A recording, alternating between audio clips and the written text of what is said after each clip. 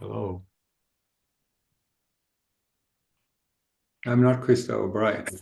I We don't know. I don't know can... how that happened.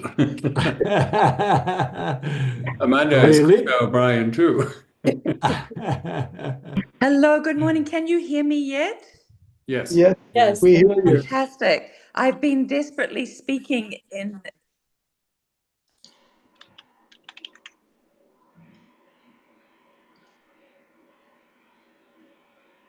All of you are under Krista O'Brien's name, all the participants.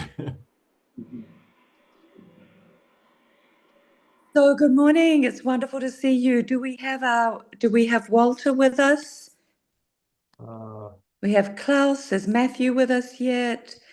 Naboshka, I think we are a little challenged with the tech today. I was in the waiting room listening to you and Gary having a nice uh-huh. conversation. I kept saying, I'm here, I'm here. Same here. Anything. And now we all Klaus, it's Krista. great you've joined. Do we have Matthew He's here. or Francis? Yeah, I'm here. Yes, I'm here. Fantastic, brilliant. So we have our wonderful panel. And do we have somebody who is managing the webinar from the tech side? Bonnie is Yes, I managing. am here. Great. So you please tell us when we're ready to go. Will you be managing slides for our speakers too? Uh, yeah, I can manage the slides, but I'll have to figure out if they are all mailed to me. I'll just please give me a minute. I'll Yes. figure it out. And Klaus, are you able to manage your own screen? Or have you sent I the I slide? don't know. I don't know that for a fact. I have slides, and I Perfect. And do you want to, have you sent the slides in? no. I just made them. Okay, perfect. So you tell us if you would prefer, before we push go and start, would you prefer to have the slides managed by the central person? No, I think it's easy for me to do You can do it? Okay, if that's I have perfect. permission to do so, right? That sounds great. Yes, So yeah. fantastic. So Gary and Naboshka, can you please let us know when we go live so we can formally have participants come in and start the webinar, or are we just recording this? No, the participants will be there viewing, but not showing. Okay, perfect. So you tell us when we're ready to go and I will introduce. There are already participants are there, so I think you can start. Can we have your person take us into the main room? You're in the main room. Oh my Bonnie, goodness. Okay, well, good morning, participants, and thank you for listening to our conversation. I'm so sorry, I hadn't realized we were already live. My name is Amanda Ellis. I am a trustee of the World Academy for Art and Science and Senior Director at the Julianne Wrigley Global Futures Lab, where I co-chair the New Carbon Economy Consortium. I'm delighted to welcome you all this morning to one of our WAAS talks on science for human security on the new carbon economy. This is the first joint webinar we've had, and I'm thrilled we have an absolutely terrific lineup of speakers, including Klaus Lochner, who is, of course, the godfather of carbon capture, and we have Matthew Green, who is the director of the Centre for Negative Carbon Emissions at ASU. We have Professor Francis Wall, who is Professor of Applied Mineralogy at the University of Exeter. And last but not least, Walter Merida, who is with the University of British Columbia in Vancouver. So a very international panel of esteemed experts today. And just to set the stage before we invite Klaus to give our keynote address, in August 2023, the UN General Assembly proclaimed the International Decade of Sciences for Sustainable Development to run from 2024 to 2031. And the task to lead the preparation and implementation of activities for this decade was given to UNESCO.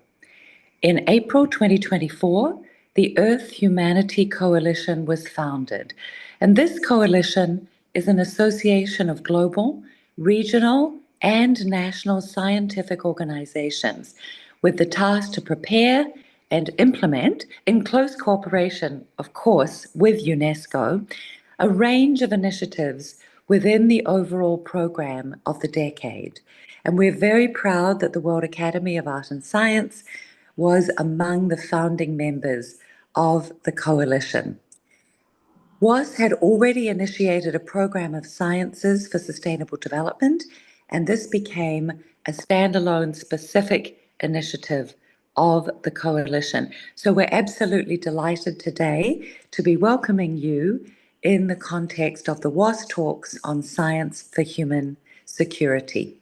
New Carbon Economy is our 6th webinar within the program, and for those of you who are interested, the reports on the previous webinars can also be found on the World Academy website, and you just scroll through to the events page.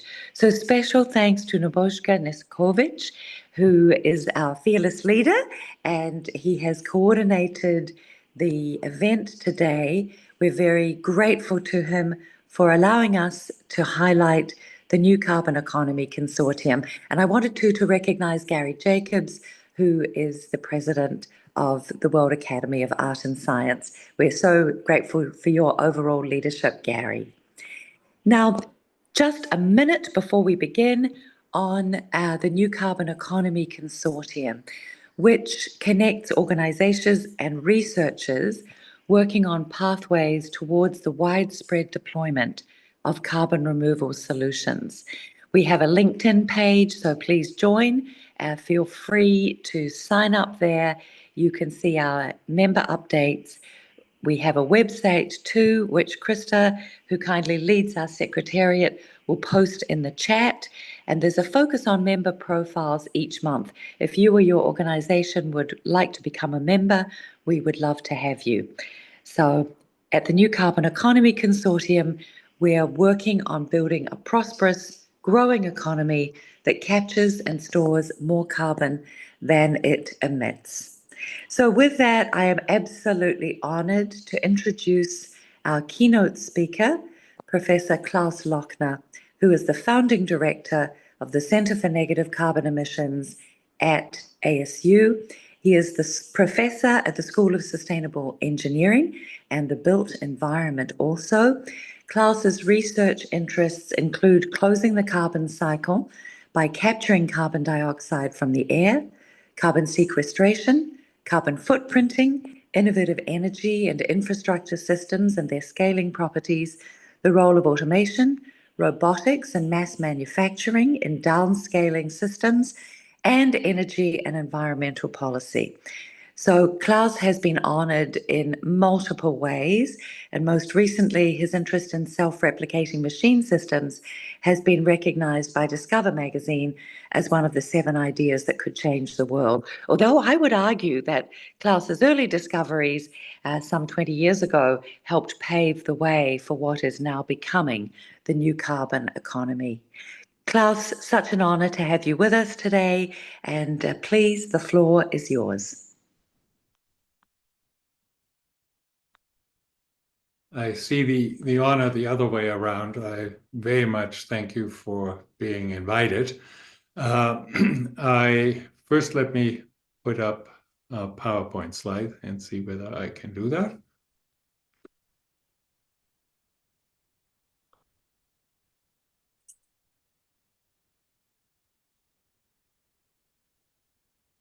Yes, we can see the slides. Great. So you Thank can you. see it right now. Thank you so much. It's a great honor to be invited to do this, but I would like to point out that when we started to plan all of that, or you started to plan all of that, the world was quite different than it is today. And I do think, I thought first maybe I should be just like some billionaires, very quiet about it and pretend it didn't happen.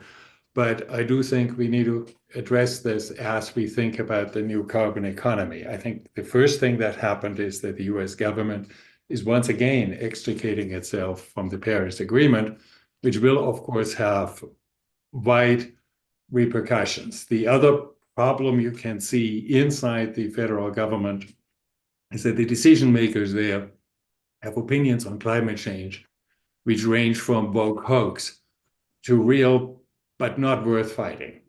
And so we have to figure out how to navigate in this new world. There's very likely that there are huge budget cuts which come from this. That will force a major realignment in all of our efforts internationally, and figure out how to support to make this work without the support of the federal government.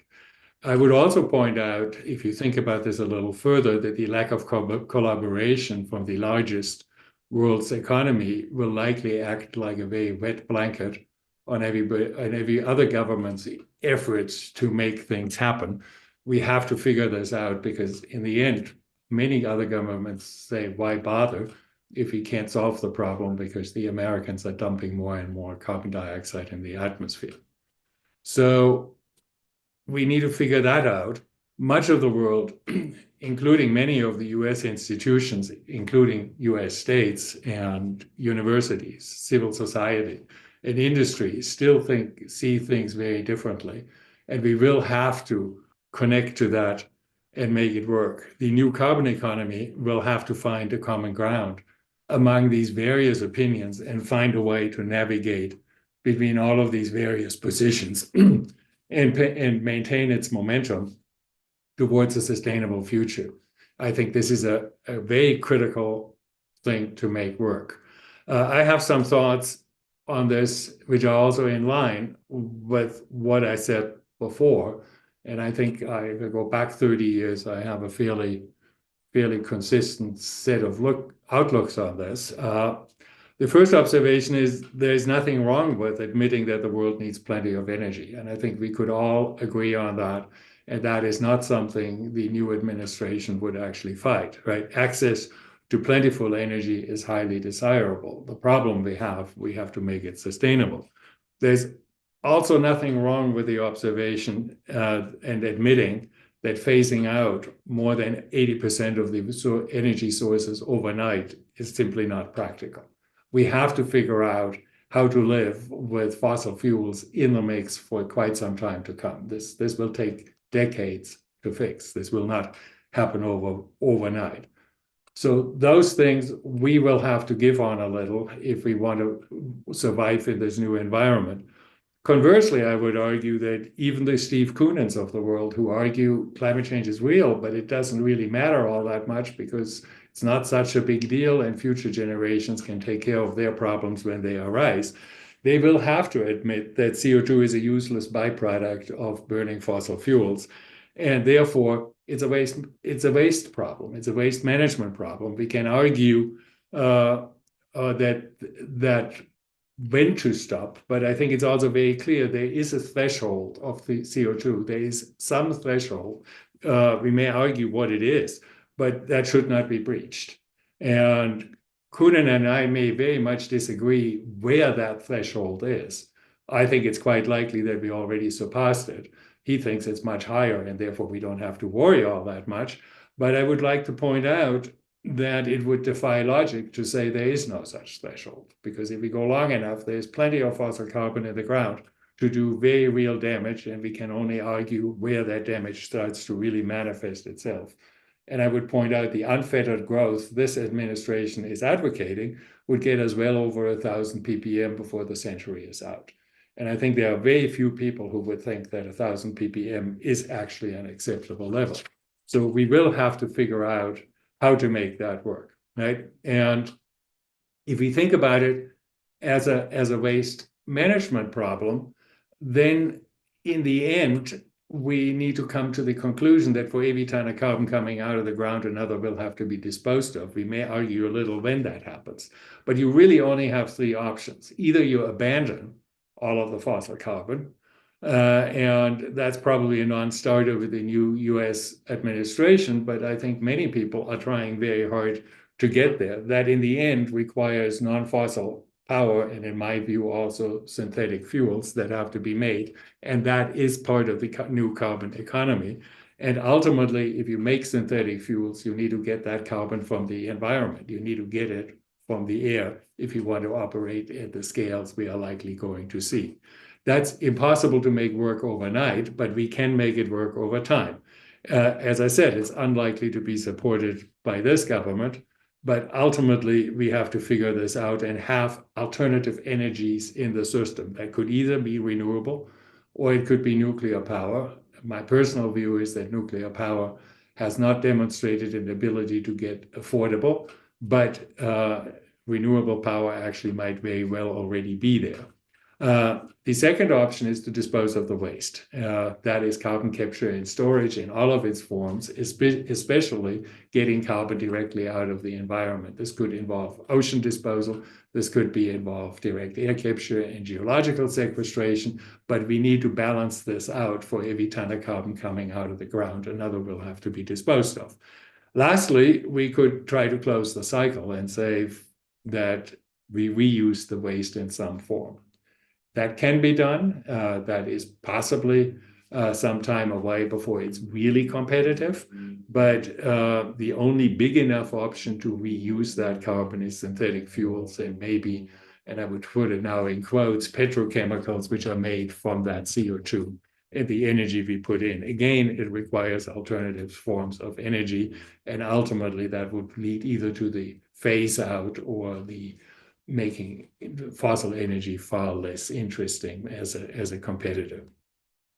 I would argue whether these things can be done or not will depend a lot on how industry thinks about it. And I think there are two big players to keep an eye on. One is, will the tech companies abandon their effort of becoming carbon clean?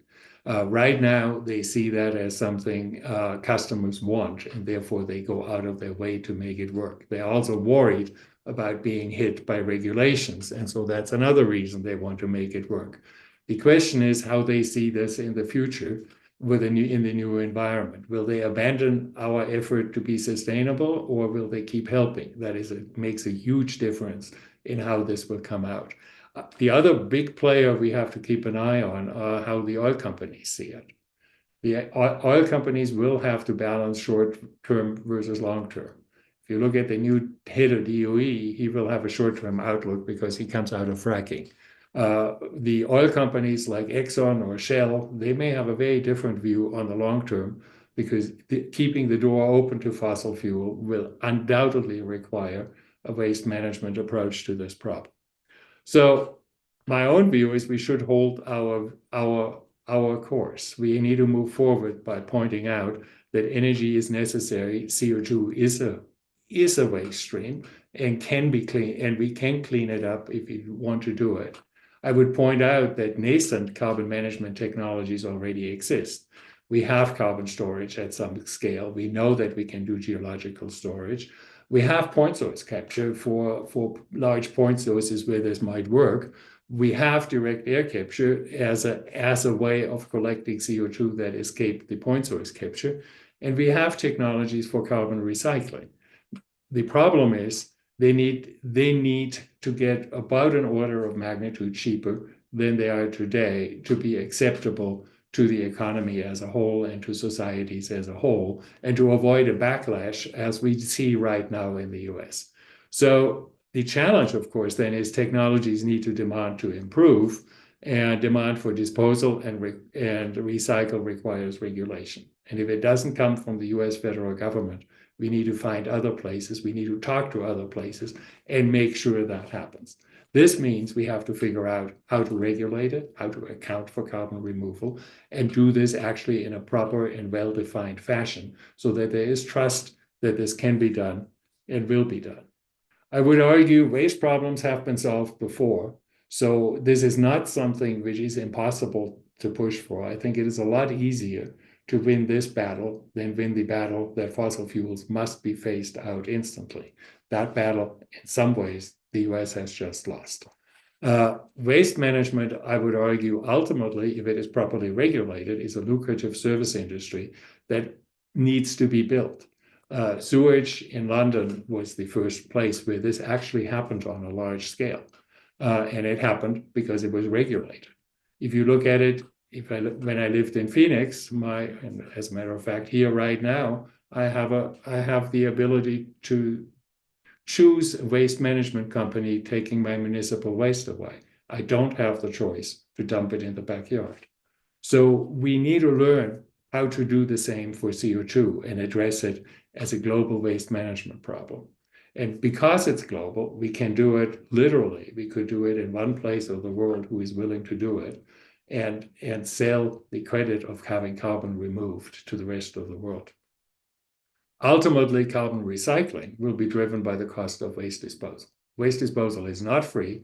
And at some point, somebody will correctly say that carbon is worth more if we are reusing it again. But if you want to do that at a scale which matters, 40 gigatons a year is roughly what we are putting out right now, we have to figure out how to get that carbon and make fuels out of it. I would ultimately argue that as we are doing all of this, we can be entirely agnostic what the future energy form is. But I would point out photovoltaic power can now challenge fossil energy. It is right now the cheapest source of electricity. It may be intermittent and has all its own problems, but we are pointing out that its energy can be stored in liquid. And as a matter of disclosure, I'm a member of the board of Acela Inc., which was founded by one of my students, and it produces liquid CO2, liquid fuels from CO2 from air. And their goal is to be quite competitive with what's happening in the market right now. So the cheapest source of electricity is already there. And I find it somewhat ironic that the person who is running DOE right now is coming out of the fracking industry and telling us that photovoltaic will never amount to anything because it's just a few percent of the total. When they started to get into fracking in 2003 or 4, there was no fracking. There was a tiny, tiny fraction of the gas and oil produced in the US. Today, it is what has made the US an OPEC-like country in terms of how much energy it produces.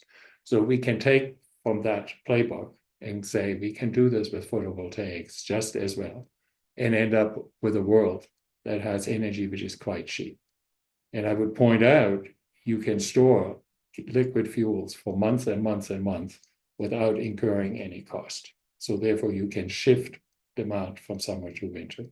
And I would furthermore point out that a single big 30-ton truck coming down the road every day, once a day, carries 15 megawatts of chemical energy on its back, divided by the number of seconds in the day to get to a power. In other words, one truck an hour is competitive with a big power line. We can figure out how to run on synthetic fuels, and we need to push into that direction in the future. And I thank you for your attention. Terrific. Thank you so much, Klaus. I always learn a ton when I hear you and never tire of it. I love this framing. We know we need energy. We also need sustainable realism. And the fossil fuel phase out won't happen overnight, given it is 80% of the energy mix right now.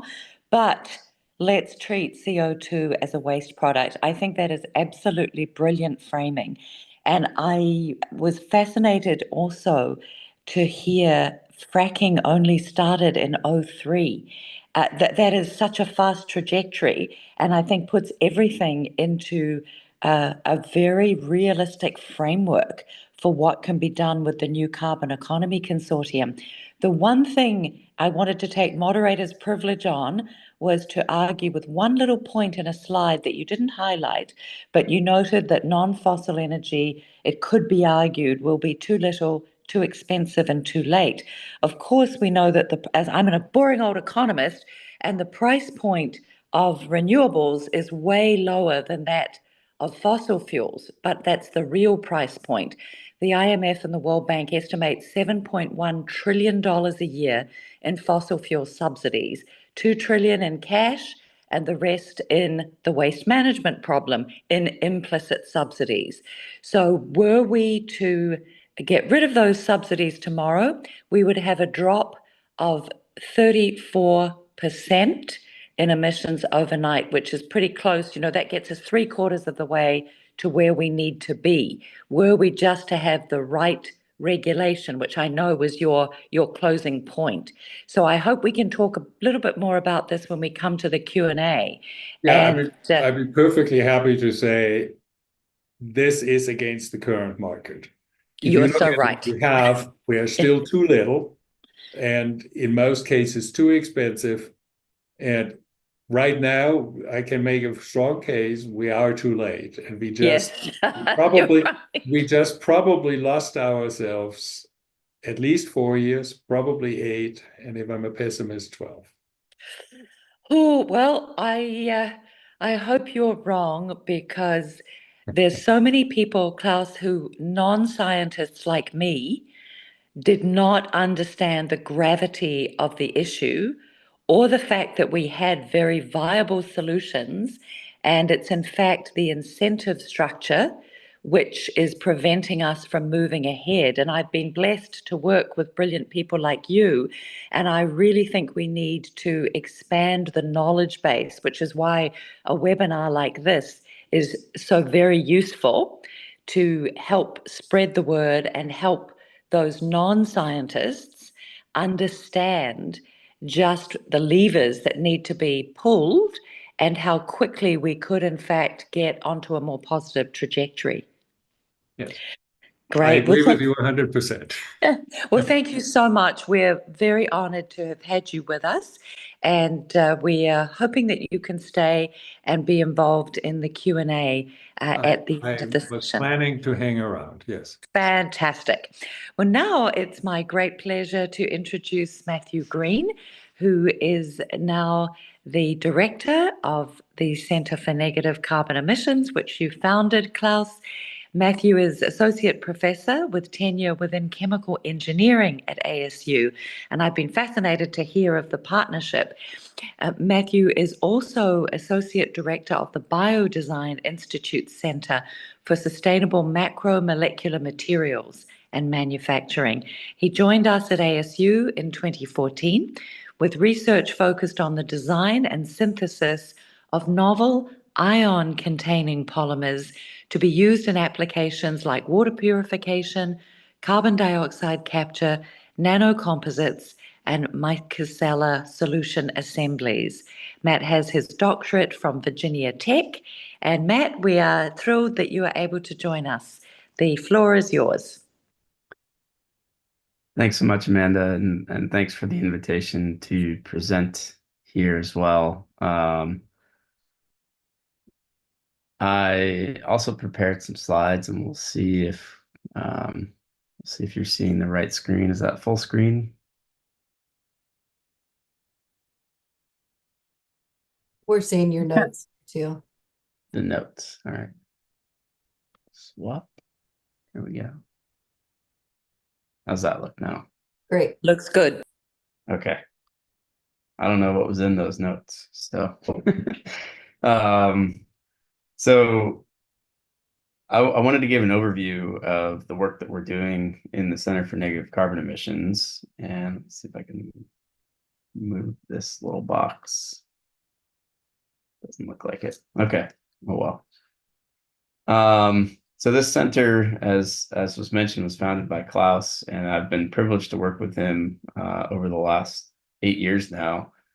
And it was that work on ion-containing polymeric materials that got us linked up when we were serving on a thesis committee together, where Klaus started asking some questions about the chemistry that we were working on, and that led to one collaboration that led to another that led to a dozen more or so.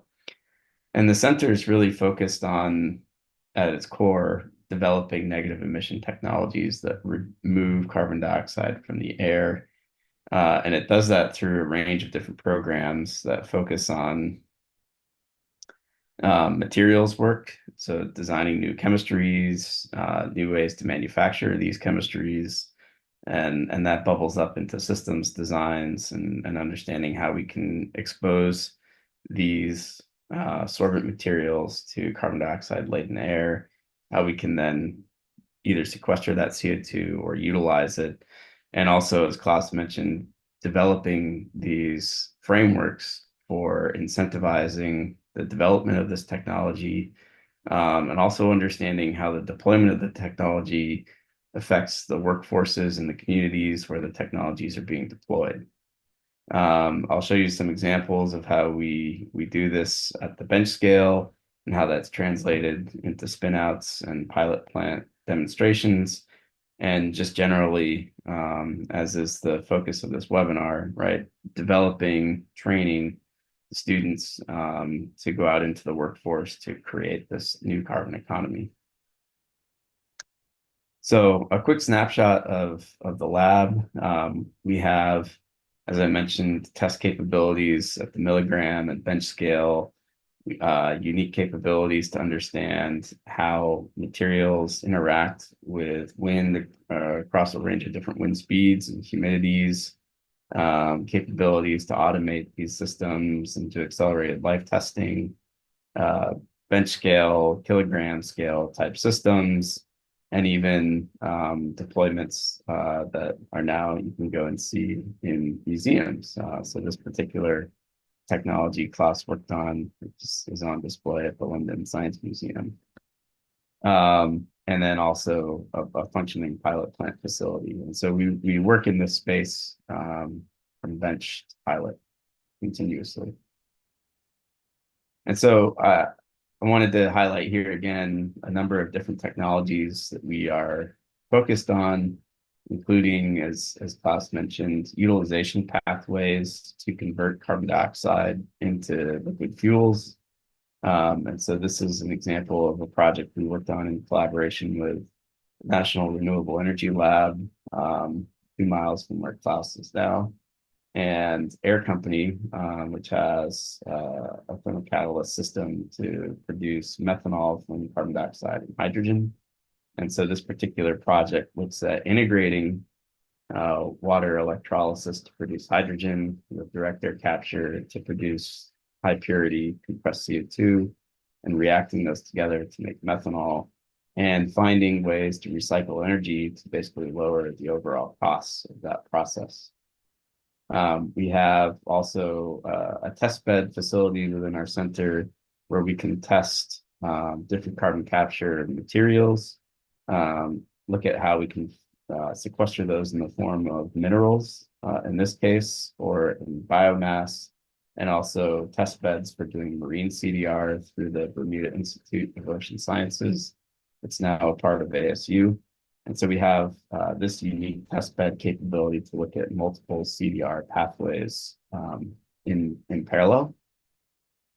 I've got a couple other slides on some of these other things. I should focus on the things I don't talk about later, including DOE funding, the Department of Energy funding to establish a regional carbon capture hub where we partnered with Carbon Collect and Carbon Capture to design large-scale capture and sequestration facilities utilizing sites on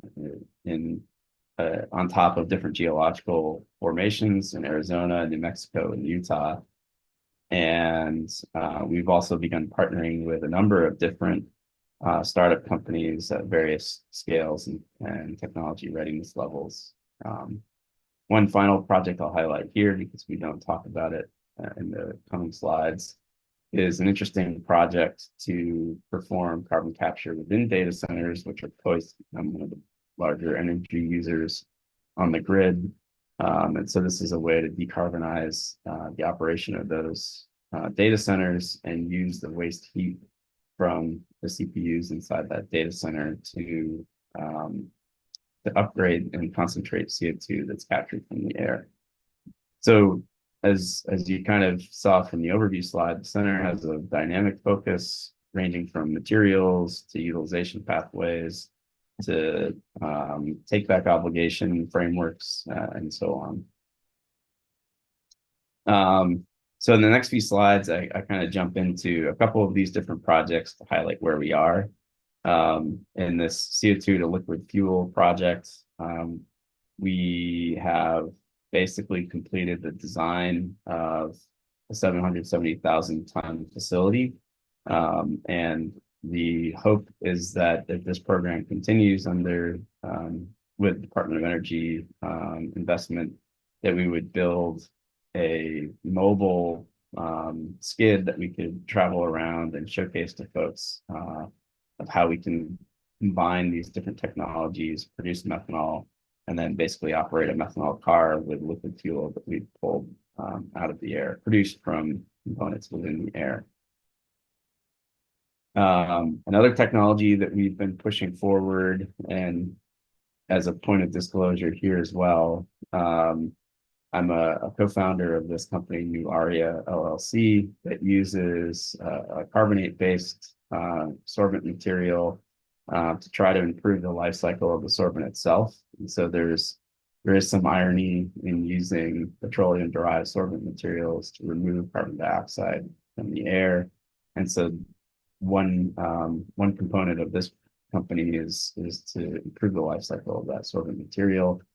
And basically, we've shown that we can get to fairly high capacities, competing with some of the cutting edge state-of-the-art sorbent technologies. We have good cyclability of that sorbent material, and we've recently completed a bench scale system at TRL5, and we're now in the process of designing a containerized skid system that would capture on the order of about 1,000 tons per year.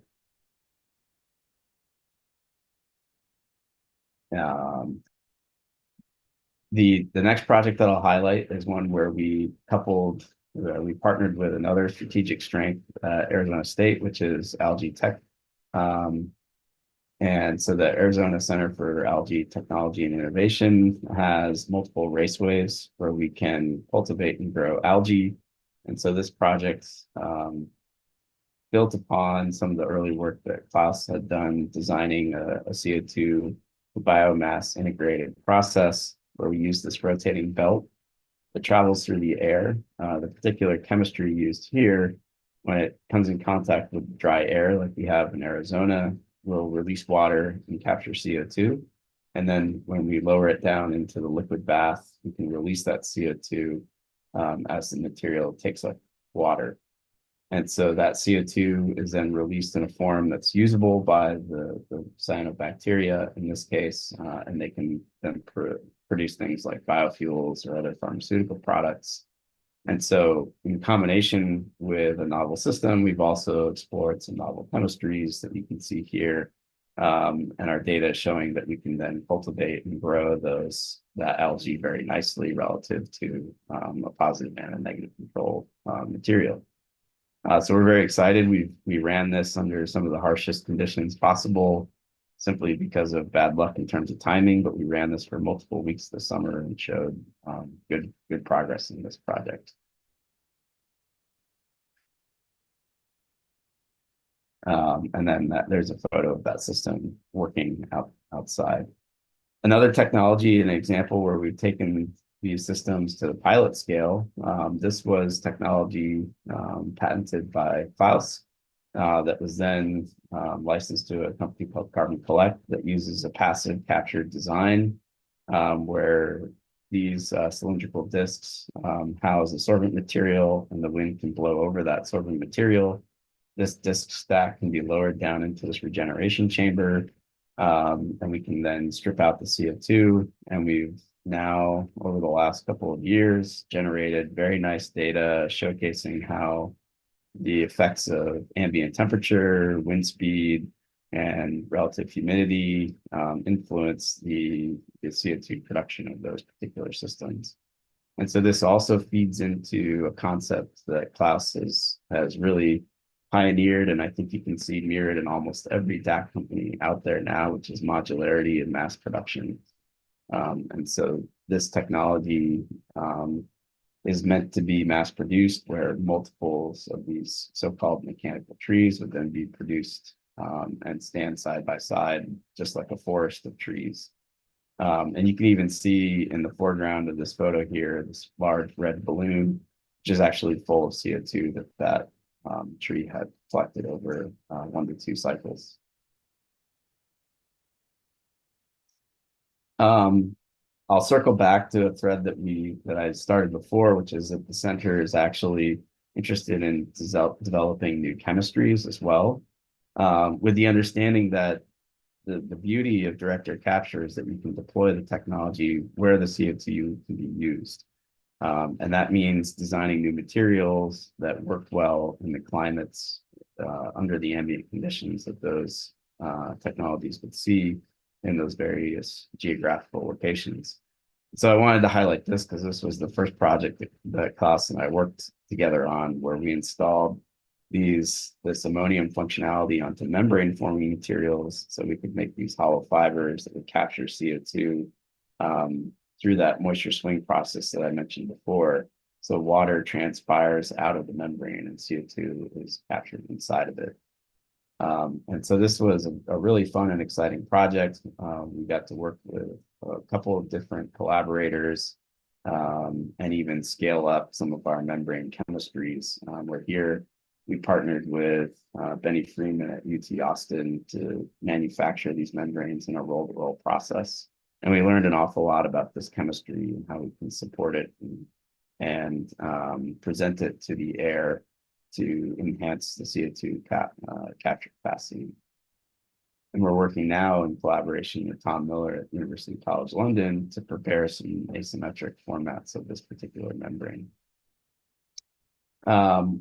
We also, most of the technologies that I've shown you to date work fairly well in dry environments. And a former student, Monty Cora, shown here, discovered some of these guanidine and guanidinium-based chemistries. And I'll just jump straight to the point here that these materials actually need water activity or humidity in the air to work. So there's a threshold where at 40 and even up at 80% relative humidity, these materials have much higher capacities than they did at the drier conditions. And so another example of how we're starting to understand the interplay between chemistry, processing, and systems, and how you can design carbon capture systems holistically in that sense. And then one last example that I'll show here is understanding the stability of sorbents. So we were excited about these phosphonium type sorbent materials where we exchanged just one atom. So we had a nitrogen atom here and a phosphorus atom here. And that changes the electronic distribution of the charge in that material. And so while we saw some expected results, we also observed that these phosphoniums are very oxidatively unstable. And so some of these materials did not even last a single cycle before they degraded into a form where they were no longer active. And so this was an important finding where some of our hypotheses about the effects of chemistry turned out to be true, but there were also other consequences of changing that chemistry that we had to take into account. And so hopefully that gives you somewhat of a snapshot of how the center is leading materials, systems, and deployment of these technologies across a range of length scales. And we'd like to work with any of you that are interested in collaborating. Thank you so much, Matt. That's fantastic. It's such a good overview of the broad range of things you're doing. And we have noted collaboration, and we're hoping that the New Carbon Economy Consortium membership as it grows will be a very useful source of collaboration for you. Love, particularly myself, the algae tech, so be ready to answer more questions on that. Thank you so much. Now delighted to introduce Professor Francis Wall from the University of Exeter. And Exeter is generously hosting our annual meeting from the 29th of June to the 1st of July. Anyone watching who would like an invitation, we'd be delighted to extend to you. Professor Wall is Professor of Applied Mineralogy at the Camborne School of Mines. She specializes in technology, raw materials, especially rare earth elements, which are in the news a lot at the moment, lithium and cobalt needed for decarbonization, and has special interests in geology, processing, responsible sourcing, and circular economy. Named one of the 100 Global Inspirational Women in Mining 2016, what a wonderful accolade, and awarded the William Smith Medal of the Geological Society of London for Applied and Economic Aspects of Geology in 2019. Professor Wall, thank you so much for joining. We're delighted to have you. And again, the floor is yours to please share your slides if you have them. Thank you. Okay, I do have slides. Thank you very much indeed for the invitation. I'm just going to give it a go. Great. Hope that they are going to come. Something's happening. It's no, okay. I think, have they shared? Okay. Looks great. Yep. Okay, great. Right. And I've got you back again. Lovely. So I'm going to do critical minerals. I've got lots of pictures to show you. So let's hope I get through this in a sensible amount of time. Here's the topic then today, a little bit different from what we've seen, because I'm going to say that the energy transition is taking us from the age of fossil fuels, albeit with the carbon capture and storage possibilities, through to the age of metals as we use more and more electrification and renewable technologies. And I assume also we might discuss this for those carbon capture technologies as well. We know that we need to use more metal than ever before, and on this slide here is just a picture of the amount of lithium that it's reckoned we'll need. And the point is that the green boxes of everything we know at the moment are a long way below the lines of what it's thought that we will need. So the age of metals, then. You won't make 1 watt of clean energy without something to capture that energy. The wind may blow and the sun may shine, but without stuff, ways, gadgets, instruments to capture the energy, then obviously it's not going to work. And so we need these materials, these new things, and we need stuff to make them out of. And the point about critical minerals is the stuff that we need for all of our clean tech now and all the digital technologies as well, is made of practically all of the elements in the periodic table. It takes about 2/3 of the elements in the periodic table to manufacture one smartphone. And so the clever chemistry and material science has made all kinds of new materials, and they have a wide range of elements. And often those elements may be there in very small quantities, less than a gram of some of the things in phone or a car, or even wind turbines and solar panels, things like indium tin oxide that makes all our touch screens work, for example. And so it's not that these things are very expensive. It's not that we need loads and loads of them, nothing like the amounts of copper and iron and aluminium that we need. But without these special raw materials, our technologies just simply will not work. It's as simple as that. To have these technologies, we need critical minerals. And we need some of them actually in much, much bigger amounts before. So if you think about as soon as you have an electric car, the lithium ion battery in that, then you're up to kilograms of lithium compared with the small batteries we might have had before or the previous uses. And literally tons of rare earths will be needed for offshore wind turbines. So a very different world that we're going into. And about 15 years ago now, people started to really think about this. And let me go for North America then to the diagram there with the pretty spots on it from the US Department of Energy. And at that time in 2011, they produced these kinds of graphs with names like dysprosium and europium and terbium that, apart from the chemists, probably most people hadn't ever heard of before, and pointed out that they were going to be really important to clean energy or to any other kind of manufacturing. The European one is not just about energy, it's about all manufacturing in Europe. But because these things are not needed in very high quantities, they maybe come from just 1 or 2 countries, even just 1 or 2 mines in the world. So they're really vulnerable to disruption. The supply risk is really high. And that was the definition of a critical mineral, these really specialist things. But over the last 15 years, what's happened is we've all done more and more assessments of critical minerals. All our countries have them, and the UK's caught up now. It's on its 2nd iteration. And what's happened is that the number of critical minerals has gone up and up until I can almost fill up the periodic table with things that are designated as critical in either Europe or the USA, or the blue ones on here is a new UK list. And most countries seem to have about 34 of those.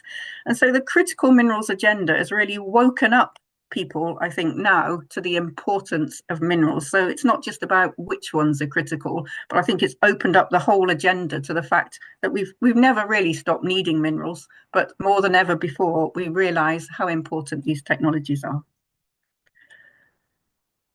So if you're worried about security of supply, and the critical minerals agenda is really, I would say, a defensive agenda. Oh dear, lithium's critical. If we don't have it, we won't be able to make batteries. We won't be able to make electric cars. How are we going to help our car industry make that transition?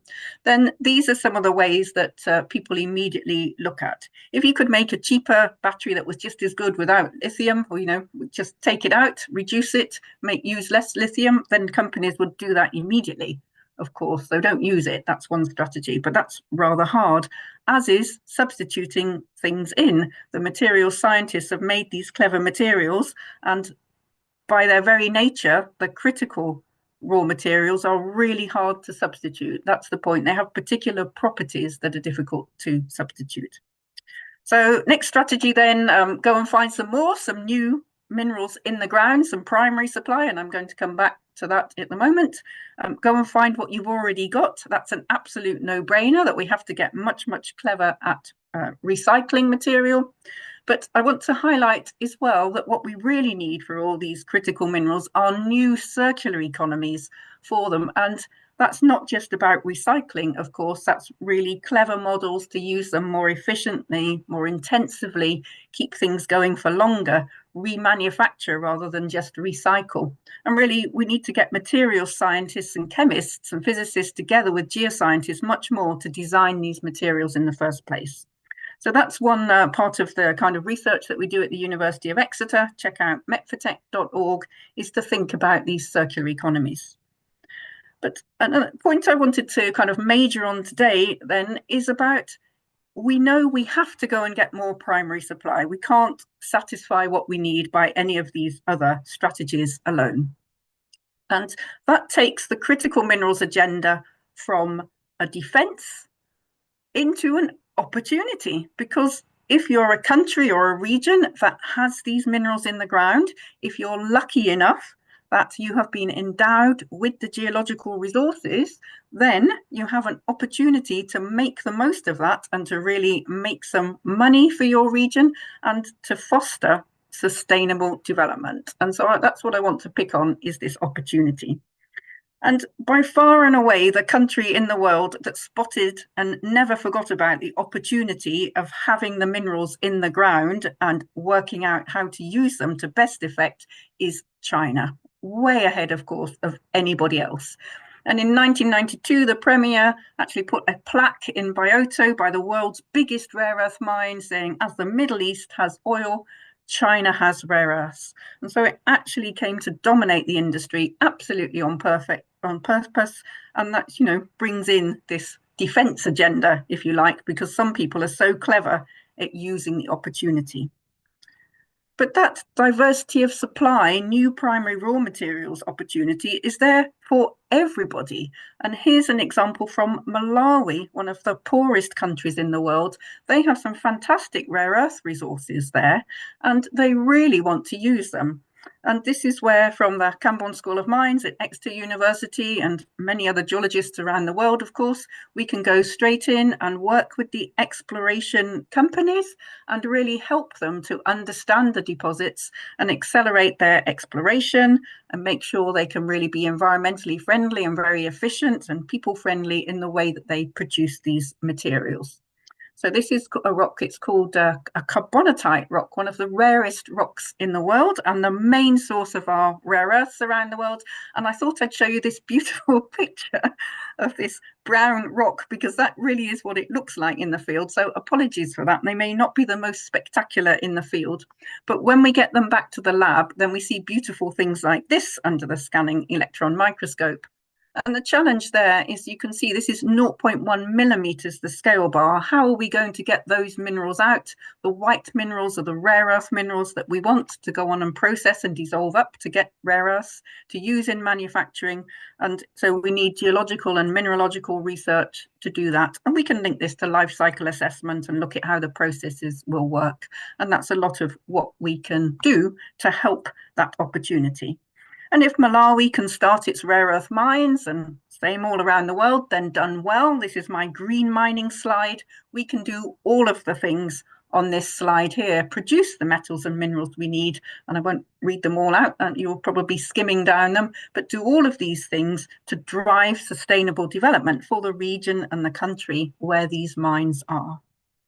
And so that's great then. So what could possibly go wrong? Well, here's my opposite, my red mining slide.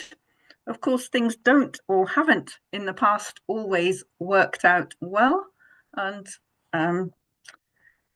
if it's been found that in regions, and it might be oil and gas as well as minerals, even though countries, DRC might be a good possibility, good example, or Nigeria maybe for oil and gas, they have the resources, but in the end, why aren't they fantastically rich and wealthy? Why aren't the people all there living wonderful quality of life? Sometimes it's called the resource curse, that it just attracts the wrong things and the wrong people, and it just doesn't work out. And here is also a picture from something that's happening right now. It doesn't quite grab the critical minerals headline like the idea of buying Greenland or what's happening in Ukraine, but that picture in the yellow sack, that's coltan, the tantalum that we need for capacitors in mobile phones, and that's fueling the war in the eastern side of DRC with the M23 rebels, if you've seen that. So that's the example of conflict minerals. So sadly then, many things can go wrong, and there's a real challenge to getting it right. And so I want to finish up by showing you some pictures from right here where I'm sitting. So there's a map of the UK down in the corner, and I'm right down in the southwest, the University of Exeter's Cornwall campus, in a very famous old mining region where the Lost Metals mine closed in 1998. And now there are lots of projects taking advantage of the dark green blobs on here, which is a huge area of granite with some fantastic mineral endowment. And the challenge is, can we restart the mining in a way that really leads sustainable development and leads global good practice? Can we show how it really ought to be done right in our backyards? And here's some of the companies that are exploring here. There are about 7 of them, all at different stages of exploration, taking advantage of the opportunity of critical minerals. Some real world-class deposits, second largest reserve of tungsten, largest lithium deposit in Europe, highest unmined tin. And so what research have we been doing? Well, in the Metfotech Centre, we've taken a circular economy view, and I've put up this really busy picture just to show that there's lots of geological underground things going on that we need to take into account, different ways of extraction via boreholes and underground mines and open cast mines, and putting all this together. And then, of course, there's all the overground things. This is a World Heritage Site in lots of areas of Cornwall. It's a fantastically beautiful natural area around the coasts and things. It's an area for renewable energy development. And we've taken a circular economy view to looking at how this can be put together. And then we've taken a view of, well, when you put that together, how do we really produce sustainable development, strong sustainable development from the opportunity? And for that, we took the new United Nations Resource Management System developed by the Economic Commission for Europe in Geneva and the Expert Group on Resource Management. And that has 12 principles, and we've applied that to what we're up to in Cornwall and written up a case study and presented it here in Geneva last year. And I just left the Zambia keyword to remind me that we're also working with colleagues in the Copper Belt in Zambia to do something similar. So here are the principles grouped. They cover environment, social, governance, and circular economy. And you can test what you're actually doing, what initiatives you're taking in the region. And some things we're pretty good at, and some things we weren't so good at. We need to do a strategic environmental assessment of the region that they're very rarely done for minerals. And we'll have one of I think the second that I know of really in the world. We're busy doing that. And then we've taken that learning and put it into a new project that's just started. And of course, I've been showing you some rocks and some geology, but this is a real multidisciplinary, transdisciplinary challenge. And so for one of our latest projects, of course, we've brought together social scientists and ecologists and circular economy and finance experts so that we can work together using this Southwest England challenge as our example and see how we can really do it well. And so we're putting together here the technical research, and this is some mine waste on the right-hand side, so we can clean that up and also hopefully produce critical minerals from it. But this is a real big ecology and history challenge as well as the economics, and also bring in the social sciences. We all think this opportunity of critical minerals will bring good new jobs. Well, will it really? And how do we absolutely do that? So our social scientists are working on that. And so what we want to have done at the end of 3 or 4 years, if we can get this right and help the local companies, there's 3,000 new jobs to come in these extraction operations, plus, of course, all the knock-on effects. And so there's the challenge. The critical minerals agenda is a defense agenda to protect manufacturing. But back behind that is this fantastic opportunity for countries all over the world, including right here in the UK, to develop their geological resources where they have them. And it's a real transdisciplinary research challenge to make sure we do that in the best possible ways. Fantastic. Thank you. Thank you so much, Professor Wall. I love this age of metals, and to see the circular economy opportunities and this new transdisciplinary approach. This is really a theme of this morning's webinar. Brilliant, and I'm looking forward to meeting you in person at Exeter. Thank you so much, and please stay with us for Q&A. We are running a little late because of our tech issues at the beginning, so we will have still have 10 to 15 minutes for questions at the end, so please do stay with us. Now my great pleasure to introduce Professor Walter Merida, who is from the University of British Columbia and has done a range of incredible work, hosted us last year for the annual meeting of the New Carbon Economy Consortium, founder and board member for the General Hydrogen Corporation and the Institute for Breakthrough Energy Technologies in Vancouver, worked at the National Resource Council's Institute for Fuel Cell Innovation, has worked all over the world and is leading the Integrated Energy Test Bed and the Transportation Futures Group, supported by the Pacific Institute for Climate Solutions, serves on a range of boards of directors and director of the Clean Energy Research Centre, senior advisor to UBC's president and vice chancellor, and right now Associate Dean of Research and Industrial Partnerships in the Faculty of Applied Science. Walter, so looking forward to hearing from you. The floor is yours. Thank you very much, Amanda, and it's great to see Klaus and Matt, and I look forward to seeing you again in person as soon as possible. As you can see from my background, I have the pleasure and privilege to join you from the ancestral and unceded territory of the Musqueam people, and I will talk to you about a model that we have implemented at the University of British Columbia to try to accelerate the innovation required in many of the areas that have been covered today. So we're running a bit late on the agenda, so I will talk about the model because it is really the model that's the most important part of this presentation. I have several examples. Some of them are on campus in our Vancouver campus, but the most exciting part for me, which resonates well with the previous focus on regional impact, is extending this model outside of the campus into the real world and into other areas outside the city of Vancouver. So I will start, and I will just very briefly, if you look at this map, the triangular section of land at the tip of this peninsula is the Vancouver campus for our university. And despite being next to Vancouver, which is one of Canada's largest cities, it is in many respects a remote community. And I say that because we are separated from the city by a regional park, and we are at the end of the natural gas line, at the end of the electricity line, and we have to manage the campus as a small independent municipality. That has enabled us to take some risks and to do some things that normal municipalities perhaps couldn't do or wouldn't do.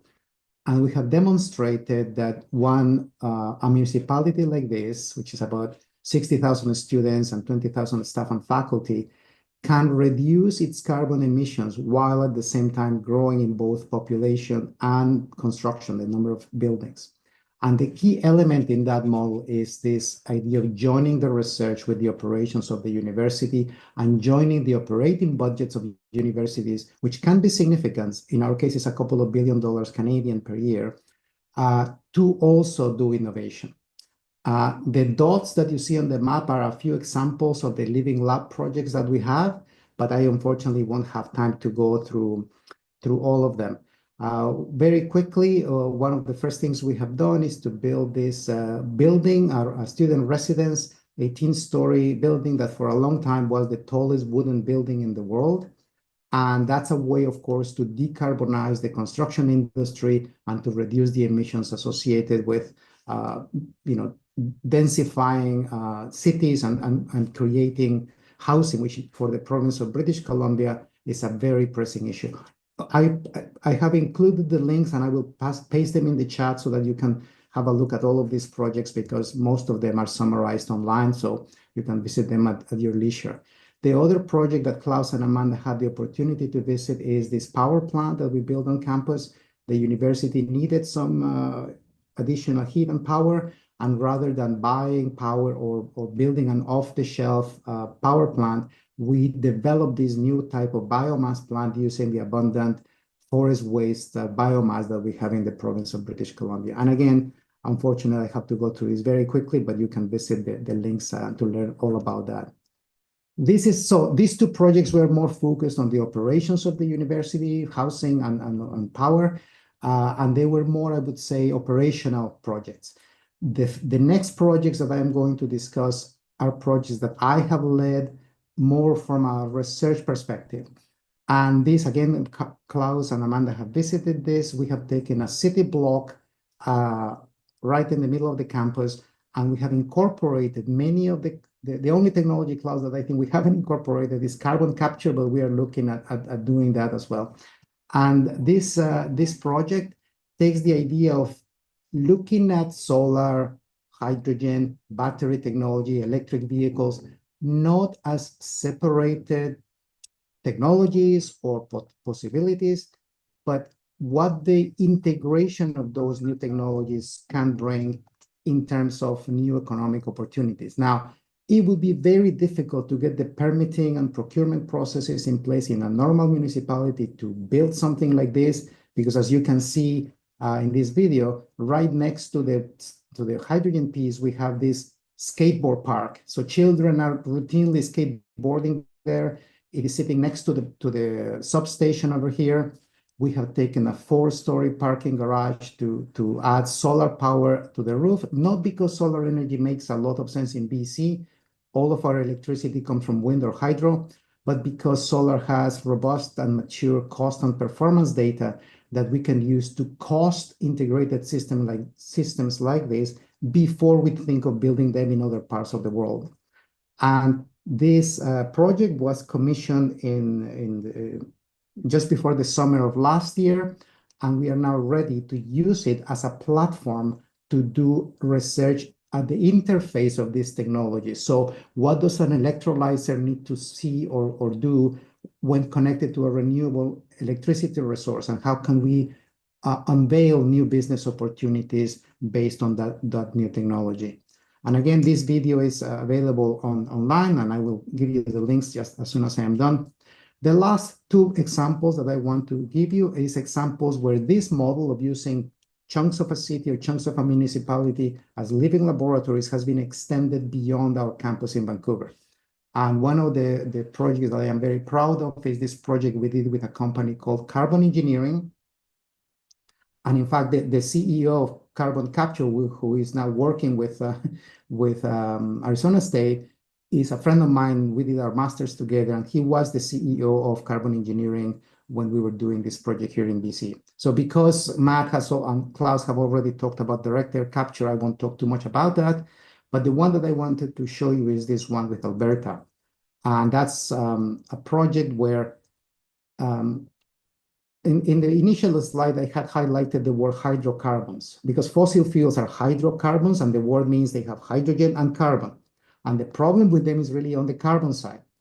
So, but as Klaus indicated at the beginning, carbon can be a valuable material. So instead of just looking at it as a waste, can we find ways of finding valuable things to do with the carbon? Now, once the oxygen gets in there to make the CO2 molecule, then it's difficult because that's a very stable molecule and it's really hard to grab it from the air. Now, on the other hand, we need chemical fuels. So yes, we can light our house and maybe do other things with electricity, but if you want to fly an airplane or move a big train or a big ship or a truck, you need a chemical fuel. It is very unlikely that we're going to be flying jetliners across the Atlantic on batteries. So we need this chemical fuel, and the only chemical that produces no CO2 when it's burned or used is hydrogen. And this is why this project focuses on hydrogen, but rather than trying to extract it from water via electrolysis, which is what a lot of the green options are, we thought, how can we address the very valid concerns from especially the people working in the fossil industry, if they perceive their industry under threat? Can we find a way of using hydrocarbon resources to make a clean fuel without CO2? And this is a very simple idea. If you imagine this as a thermos bottle, this device here in the middle, but instead of water, you fill the bottle or the thermos with a metal. And then you heat it to a very high temperature so that the metal, aluminum in this case, melts, it becomes a liquid, and then you bubble natural gas, which is mostly methane, at 1 carbon with 4 hydrogens around it. And as the bubbles of methane go up, they crack, they decompose into carbon and hydrogen. And then, but because the bottle is sealed and there is no oxygen inside, you cannot make CO2, and the carbon is produced as a solid material, which can then be extracted and used for uses like tire manufacturing, battery electrodes, and so on. Now, this was, of course, an idea in our lab. We had the idea, we built the prototype, and we ran the project for a few years. But this is the challenge for university research. I find that it's too early stage. It's not a real solution. It's just an idea that has kind of some hope. So we have taken this model and I apologize for this very promotional video. This is just what the company released when we announced the project. We have taken this idea and we have now built a pilot plant in Alberta, which is the province next to British Columbia. And as some of you may know, is a province that is really the heart of the oil and gas industry in Canada. All the oil, or most of the oil that the US imports from us, and in fact, Canada is the largest exporter of oil to the US, comes from Alberta. So the idea is, can we apply this technology to produce a fuel and to produce solid carbon that then can be used for other uses? And this is the role I think that universities can play, because by partnering in the right ways with indigenous communities or industry, you can unlock permitting, political, and funding mechanisms that in isolation by industries or communities would be very hard to unlock. And you can scale some of this research inside the universities to the point where they can be actual solutions that people can deploy. And I'm sorry, Amanda, I hope I kept it to the That was fantastic. right. Thank you, Walter. I'm always with so that, I will be interested. glad to answer some of your questions. That would be wonderful. Thank you. Always so interested to hear about the work going on. And thank you again for the wonderful hosting that we had of our annual meeting at UBC last year, at so many interesting visits as well. And I love this. I love this one particularly with the solid CO2, the carbon black. Now we are going to open up to questions. I know there's one from Krista. Is there anybody else who would like? I know we had a comment too before the webinar that we need to focus also on some of the nature-based solutions. So yes, we will do that in a future webinar, but this has been absolutely extraordinary. I see that there is a question from Grant Schreiber. How much of the existing storage, transport and supply chain infrastructure needs to be reinvented for a new carbon economy, and how much can be simply repurposed? Fantastic question. Who would like to take that one?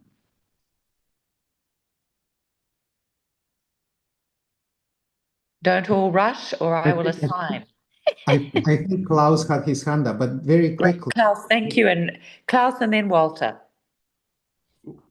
I would argue it depends a little bit of how we do things, right? If you if you go to an entirely photovoltaic world, chances are a lot of infrastructure has to be turned over. If you have some complicated compromise, it could be very different. One of the reasons I'm so keen on synthetic fuels is that they allow you to plug into the existing systems, and you build additional systems on top and around it. You can now fly an airplane just like you did before. You can just take a ship and do more or less the same. On the other hand, if you look at the container ship industry, they are now talking about going to methanol, which is a very different fuel and requires some infrastructure change, but the concepts are not all that different. And I do think we will have to negotiate that, because a sudden change in everything is not feasible. So building more flexible infrastructures is actually very, very important. Thank you so much, Klaus. And Walter, I'd love to come to you. I have a specific add-on question to grants, and that is something like green hydrogen, which we know can be produced. Are we able to run that through the same kind of pipelines that we run oil and gas? Would we need to modify them or build new ones? Well, I think there will be, and Germany is already doing this, by the way. So there is already a German hydrogen pipeline network in the making. The technology is essentially the same. There are some material considerations because hydrogen is a very small molecule compared to natural gas, and it has a way of wedging itself into the crystal structures of certain steels and then recombining inside the crystal structure, thereby weakening or embrittling the steels. So there was a study by the DOE where I think that the limit was one could very comfortably inject, I believe it's up to 15% hydrogen, and blend it into the natural gas grid without any additional changes. But having said that, I think there are specialized networks being built in some parts of the world to address that issue, to just pipe the hydrogen, for example, from the north of Germany to the south of Germany, where all the demand is from the automotive industry. There are even more ambitious ideas, of course, because Canada and Germany have signed, I think it's $600 million partnership to ship not hydrogen, but ammonia, which is another cryogenic liquid, to Europe, to then grab the hydrogen from the ammonia, which is basically NH3.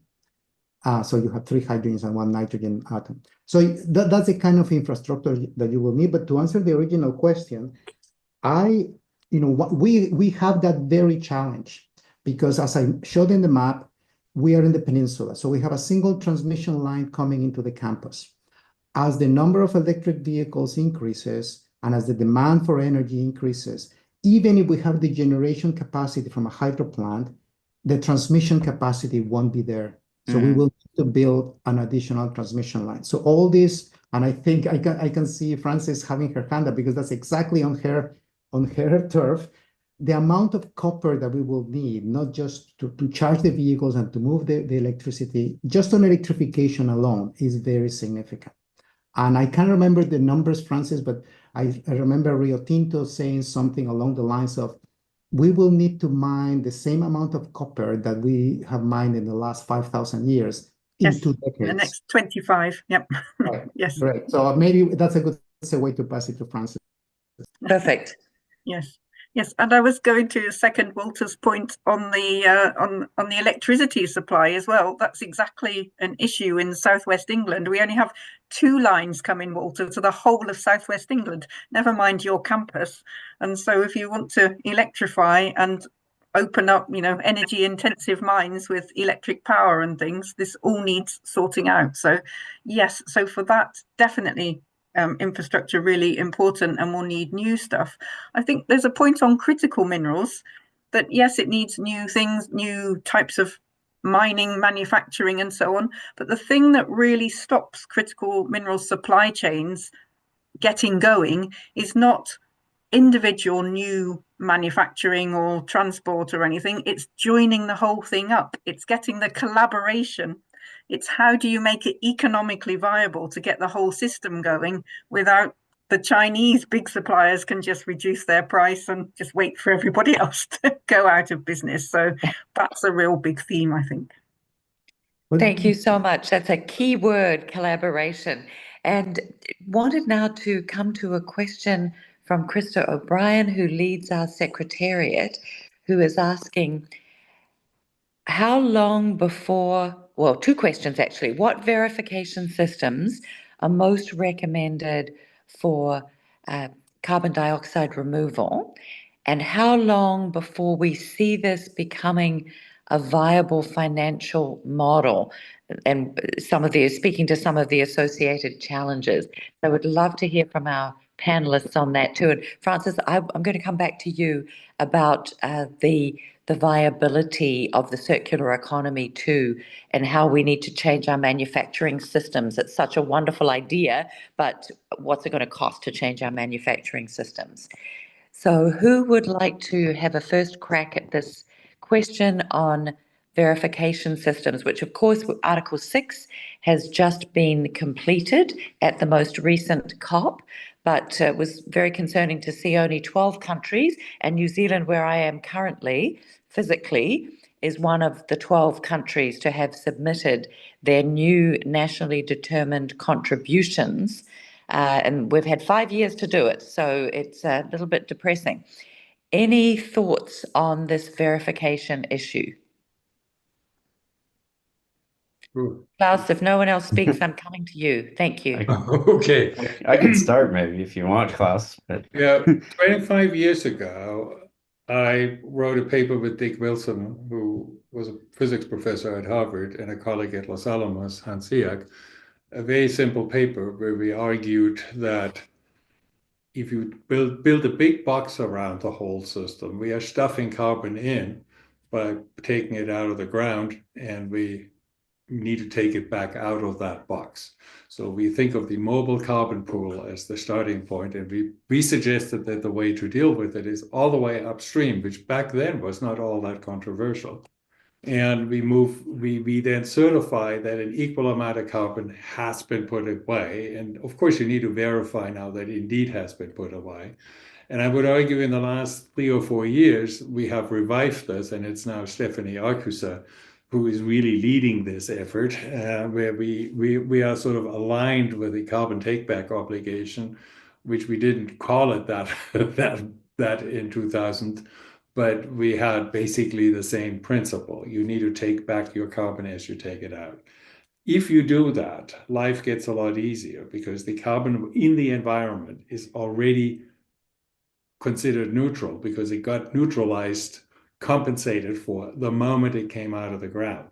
So if I do, for example, direct air capture, I don't have to prove anymore what my LCA is. I needed to do an LCA not to fool myself.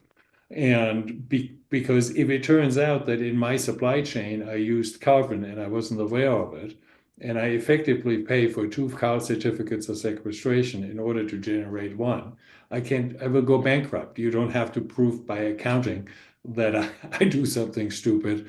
I will find it out the hard way by myself. So clearly I need to do an LCA, but the LCA for accounting is nearly impossible because LCAs are too vague, you can negotiate what actually is in the box and not in the box. And if we do this very big box we just said, that problem goes away.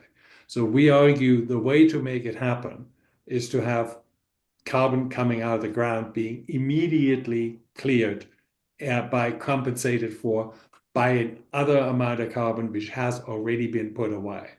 Now, in the short term, we will have transition issues. And we wrote some papers on it, but I'd be talking for the next 2 hours if I go into this right now. I So think it if you needs have another specific questions, webinar. I avoid that. No, thank you. That's so helpful. That point about life cycle analysis too. And Matt, you wanted to make a point as well? Just adding in, I think that there's currently over 100 different certification frameworks. And so we also need standardized certification and verification, as Klaus kind of mentioned. So just And throwing a one of couple the numbers things, in there. one of the things we push very hard, that we as this society cannot abdicate our responsibility for future generations. And if we put carbon away, it has to come with a guarantee that it's put away on climate relevant timescales, which are measured in thousands, if not tens of thousands of years. That means if you have short-term storage, you took the liability of doing it again. And if you have long-term storage, you need scientific proof that it actually lasts on the timescales you expect, at least with a very high probability. Absolutely. And we're looking forward to hearing Stephanie Arcusa speak at the annual meeting at Exeter on this subject. Such an important issue. And Francis, if I could come back to you, please, to talk a little bit about the circular economy. This whole idea of a life cycle analysis goes away if you actually can prove that you're doing the right thing. I remember traveling in Africa and being absolutely horrified seeing poor people burning the motherboards of computers to get out these tiny little bits of critical minerals that they could then resell. And the damage, the environmental damage and the pollution was terrible. So I'd love to hear from you on this theme as well. Oh, yeah, okay. So, well, I guess we also need to do life cycle assessment. That's really important because the worst kind of circular economy is, well, burning motherboards in countries and with no no safety at all. But it can be just recycling. I don't know if you have recycling centers and you look at where all the e-waste goes, that's a horrendous junk heap of lots of different stuff. And that can be just as energy intensive and all the other environmental parameters that an LCA will show up as actually pretty much mining the stuff in the first place. And what we want is really good streams of material that are, nice and sorted. So instead of a whole junk heap of things, individual components and things that might be reused or recycled. And then you can do it much better. And you asked about the cost of that. And how do I know? I'm a geologist, so I'm the economist. It's my first answer. But the speed and the way you get people to do it is really interesting. And so we try and highlight good case studies, because the ideal is that there's a win-win between the different businesses. So somebody manufactures in such a way that maybe then somebody owns and leases something out, so they get this really good waste stream back again, ready for someone to deal with and remanufacture or even chemically recycle. And there's some fantastic business models where there's a really clear best owner and they use the services of somebody to make a good circular economy. And I don't know the cost of that, but that, if industry want to do it themselves and will move to it, that's fastest. After that comes regulation, of course, and that's much, much slower and harder and presumably more expensive to do. But regulation and targets, that's the basic way that we're having to go at the moment, to say that you must recycle some materials and move away from this linear economy. So we see in the European Union, for example, they've got some quite ambitious targets on how much should be recycled. And some of those are aspirational, not just laws, but let's see how that works. That's great. Setting a direction of travel. And I think you've all highlighted so beautifully the importance of collaboration, of a transdisciplinary approach where the so-called hard sciences and the social sciences are coming together with the business community and, importantly, the regulatory community, because people do respond to incentives, and having that regulation in place is so important. This has been a terrific discussion. You've all been amazing. And with your permission, we would like to repost your talks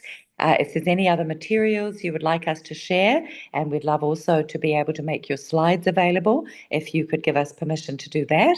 And finally, we would really like a group shot of everybody. So if it's possible, Krista, for us to have everybody online together and to take a screenshot, that would be fantastic. And if Gary and Naboshka, you could turn your cameras on as well as the initiators of this wonderful partnership and collaboration with the New Carbon Economy Consortium and the World Academy, that would be terrific. So Krista, are we able to do that? Take a photograph of everybody together? Yes, I almost have everyone on screen here.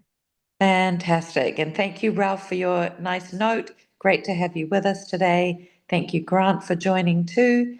So Krista, tell us when you're ready.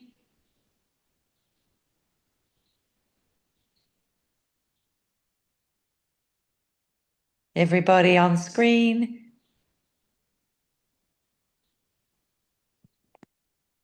Great. So Krista, we can't hear you, so Okay, we're just sorry. I already got it. Thank you. Oh, that's Or I'll- fantastic. Okay, thanks. Great. And so, Naboshka, I wanted to give the last word to you.